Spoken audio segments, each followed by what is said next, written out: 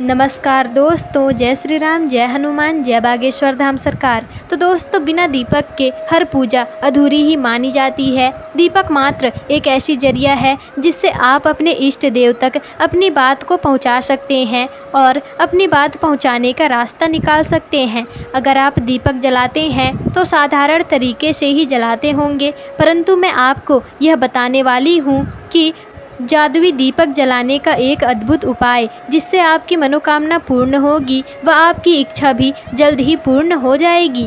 दीपक जलाने के लिए यह 3 जादुई उपाय, आपको 3 जादुई शब्द बोलने हैं दोस्तों। तो दोस्तों, दीपक सभी के घरों में जलाया ही जाता है। तो दोस्तों, यह तो अलग बात है कि घर में कोई एक दीपक जलाते हैं तो कोई घर में 2 या फिर 3 दीपक जलाते हैं। यह अपनी अपनी श्रद्धा है, लेकिन आपको बता दूं कि शास्त्रों के अनुसार 3 दीपक जलाना बहुत ही आवश्यक होता है दोस्तों। 3 दीपक प्रतिदिन, आपको 3 दीपक जलाने के बहुत फ़ायदे होंगे दोस्तों। आपकी पूजा आपकी स्वीकार जल्द ही हो जाएगी और आपके घर में भी नकारात्मक शक्ति नहीं आएगी कभी। दोस्तों, घर में धन की कमी नहीं होगी। तो दोस्तों, मैं आपको 3 दीपक जलाने को कह रही हूँ, जिसे मैं आपको बताने जा रही हूँ। दोस्तों, इसे ध्यान से आप सुन लीजिएगा। एक दीपक आप पूजा के मंदिर में जलाएं। यह सुबह शाम आप ज़रूर जलाएं। सुबह शाम 2 दीपक भी जलाएं दोस्तों, जो कि एक तुलसी माता के चरणों में, यानी कि जहां आपने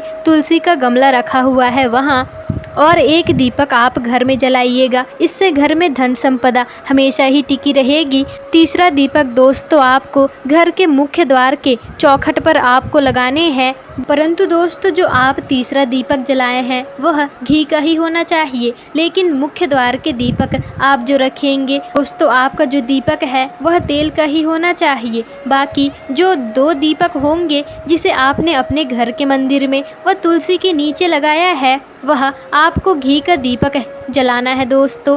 वहाँ आपको घी का दीपक जलाना है, लेकिन मुख्य द्वार के दीपक जो आप रखेंगे वह तेल का ही होना चाहिए। दीपक जलाते समय पुरुष हो या फिर महिला, सिर ढककर ही दीपक जलाएं। और दोस्तों, दीपक जलाते समय आसन जरूर ही लगाएं। तो आसन क्या होता है, तो ध्यान से सुनिएगा दोस्तों। दीपक जलाने से पहले जो चीज़ आप नीचे रखते हैं उसे आसन कहते हैं। यह चाहे आप चावल का रख सकते हैं या फिर फूलों का, लेकिन आपको आसन जरूर ही लगाना है और तभी आप दीपक जलाएं। आपको इससे कुछ ना कुछ अवश्य मिलेगा दोस्तों। आप पत्तों का आसन भी लगा सकते हैं, लेकिन आसन लगाकर ही दीपक को आपको प्रज्वलित करना चाहिए, तभी भगवान आपकी पूजा को स्वीकार करते हैं। एक चीज़ का आप सभी ध्यान रखिएगा दोस्तों, गौर से सुनिए कि आप अगर माँ भगवती, माँ दुर्गा, फिर अन्य किसी भी माता रानी की आप पूजा करते हैं तो आप तिल के तेल का दीपक जलाएं।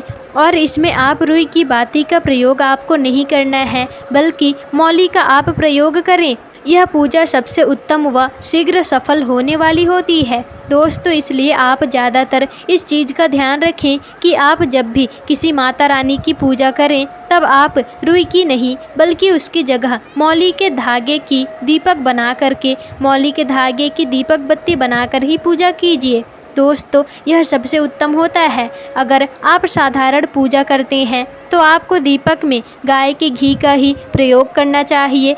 अगर आपको आपके अधिक शत्रु बहुत ज़्यादा परेशान करते हैं और आपको इसका डर बना रहता है और आपकी जान का भी खतरा आपको होता है दोस्तों, तो अगर आप यह चाहते हैं कि शत्रु विरोधी आपको परेशान ना करें, तो अब आपको चारों ओर से सुरक्षा चाहिए और सफलता हेतु सरसों या फिर आप चमेली के तेल का आप मंगलवार के दिन आप हनुमान मंदिर में जाइए और दीपक जलाइए दोस्तों। और गोल बाती का ही आपको उपयोग करना है और उसमें 2 लौंग इस दीपक में आपको डाल देना है। ध्यान से सुनिएगा, मंगलवार के दिन हनुमान जी के मंदिर में आपको दीपक जलाना है और जो कि रुई का होगा दोस्तों, और वह गोल बाती का ही दीपक होना चाहिए। और दीपक के अंदर 2 लौंग इसके अंदर आप डाल दीजिएगा और दीपक जलाते समय आपको यह शब्द कहना है। ध्यान से सुनिएगा, या फिर आप कहीं पर इसे नोट भी कर सकते हैं दोस्तों। शुभम करोति कल्याणम आरोग्य धन संपदा शत्रु बुद्धि विनाशाय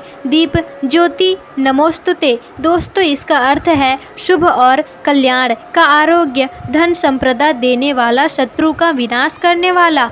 और दीपक की ज्योति को मेरा नमस्कार। दोस्तों ठीक से आप दीपक जलाइएगा और दीपक जलाने से घर में सुख संपदा आती है। भूल से भी घर में खंडित दीपक का उपयोग आप ना करें। मिट्टी के दीपक का ही ज़्यादातर उपयोग किया जाता है, लेकिन दोस्तों यह खंडित नहीं होना चाहिए। यह पूजा के मंदिर में जिसका आप इस्तेमाल करते हैं, जिसका भी उपयोग करते हैं, एक चीज़ का आप ध्यान रखें, दीपक जितना पुराना होगा वह उतना ही ज़्यादा अभिमंत्रित हो जाता है, यानी कि पूजनीय हो जाता है। पुरानी दीपक का खास महत्व होता है, उसका प्रयोग आपको सभी कार्य में सफल बना सकता है। इसलिए मिट्टी के दीपक का खास रूप से प्रयोग करें। किसी के सामने हाथ आपको फैलाने नहीं पड़ेंगे, इस बात की गारंटी आपको देते हैं। दोस्तों तो आप इस उपाय को ज़रूर ही एक बार करके देखिएगा, आपकी सभी परेशानियां खत्म हो जाएंगी। तो दोस्तों आशा करते हैं आपको वीडियो पसंद आई होगी। तो अगर आपको वीडियो पसंद आई हो तो